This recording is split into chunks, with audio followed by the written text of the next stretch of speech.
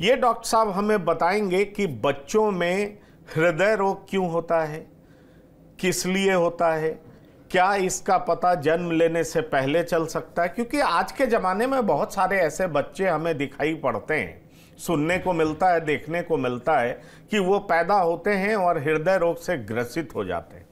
तो इन तमाम चीज़ों के बारे में हम समझना चाहेंगे, जानना चाहेंगे, इनसे पूछना चाहेंगे और आपको इनके मार्फत बताना चाहेंगे कि अपने बच्चों का ध्यान कैसे रखें, अगर इस तरह का सिम्टम्स हो तो कैसे पहचानें, और बच्चे के जन्म लेने से पहले भी अगर कुछ प्रिकॉशंस होता हो तो उसको किस तरीके से अपनाएं। ये तमाम सारी चीज़ें हम आपको बताएंगे। तो डॉक्टर वीरेश महाजन, आपका TV9 के प्लेटफॉर्म पर बहुत बहुत स्वागत है। मेरा पहला सवाल है कि बच्चों में इस तरह की बीमारी अब बहुत कॉमन होने लगा है। कई सारे ऐसे बच्चे दिखाई पड़ते हैं जिनको हृदय का रोग है। बड़ों में तो कहा जाता है कि कई तरह की बीमारियों की वजह से, गलत आदतों की वजह से, चाहे वो पॉल्यूशन हो, चाहे स्मोकिंग हो, चाहे फास्ट फूड हो, बैड लाइफस्टाइल हो, इस वजह से उन्हें हार्ट का प्रॉब्लम होता है। पर बच्चों में इस तरह के प्रॉब्लम्स आजकल आम क्यों होने लगे हैं? ऐसा क्यों होता है? देखिए, जो बच्चों में जो हार्ट के प्रॉब्लम्स हैं, जिन्हें हम कंजेनिटल हार्ट डिफेक्ट्स कहते हैं, ये पूरे वर्ल्ड में जो इसकी इंसिडेंस है काफ़ी स्टैटिक है। यानी कि अगर 1000 बच्चे जो पैदा होते हैं उसमें से 8 से 10 बच्चों को ये डिफेक्ट्स होते हैं, इरिस्पेक्टिव कि वो डेवलप्ड कंट्री है या अंडर डेवलप्ड कंट्री है।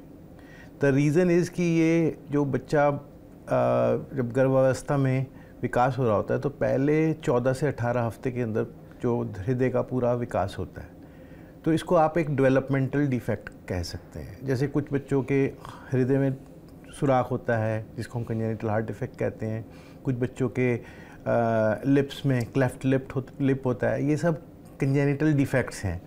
और ये देखा गया कि जो कंजेनिटल हार्ट डिफेक्ट्स हैं दे आर द कॉमनेस्ट, क्योंकि हार्ट की जो डेवलपमेंट है काफ़ी कॉम्प्लेक्स होती है।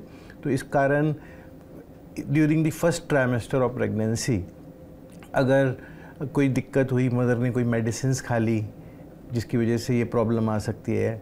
कुछ कारणों से हो सकता है कि रेडिएशन अगर मिला, कुछ एक्सरे हो गया during the first trimester of pregnancy, या कुछ एपिलेप्सी की दवाई मदर खा रही है, या पेरेंट्स में किसी को कंजेनिटल हार्ट डिफेक्ट है, तो ये सब देखा गया कि उनमें ये कारण ज़्यादा देख रही है कि ये इंसिडेंस ज़्यादा होता है।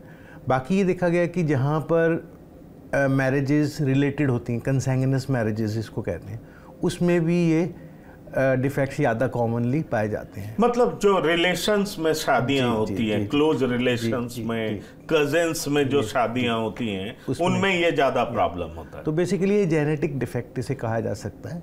और 80% में ये एक नई तरह से प्रकट होता है, बट 20% में हमें कुछ कारण पता लगते हैं कि भाई ये रिलेटेड थे, या इनको पहले से हार्ट डिफेक्ट था, या इन्होंने कोई दवाई खाई।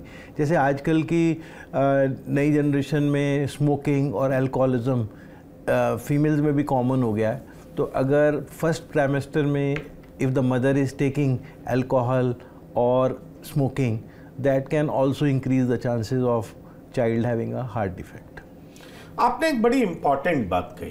आपने ये बात कही कि 14 से 18 महीने जब कोई मदर कंसीव करती है, प्रेग्नेंट होती है, तो 14 से 18 महीने में जो डेवलपमेंट होता है बच्चों का, उस दरमियान ऐसा होने का चांसेस बहुत ज़्यादा रहता है। ये आपने कहा, राइट?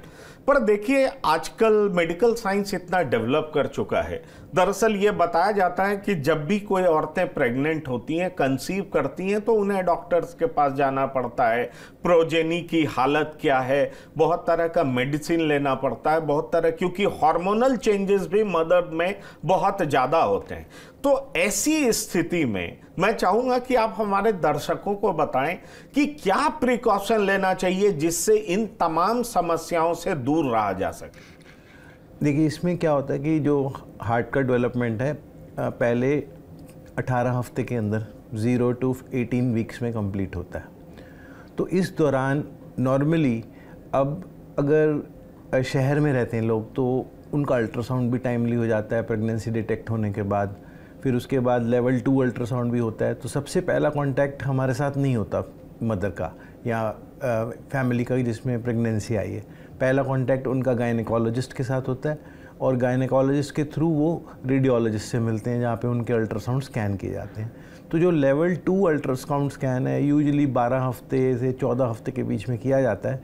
उसमें जो रेडियोलॉजिस्ट हैं अगर कोई चीज़ उनको सस्पेक्टेड लगती है, क्योंकि वो तो पूरी बॉडी का स्कैन करते हैं बेबी का, तो उनको अगर कुछ शक लगता है तो वो फिर आगे इसकी फर्दर इवैल्यूएशन के लिए हमारे पास भेजते हैं और फिर हम उसका डिटेल्ड सिर्फ हार्ट, क्योंकि हमारी जो ट्रेनिंग है वो केवल हार्ट के से रिलेटेड है, तो हम उसमें फिर बच्चे के हार्ट का इको देखते हैं। और हम आजकल इतनी अच्छी मशीन्स आ गई हैं इकोकार्डियोग्राफी की कि हम बहुत अच्छी इमेजेस होती हैं और 98% सक्स मतलब प्रिडिक्टिव जो है इसकी एक्यूरेसी है कि हम बता पाते हैं कि ये प्रॉब्लम बच्चे को है।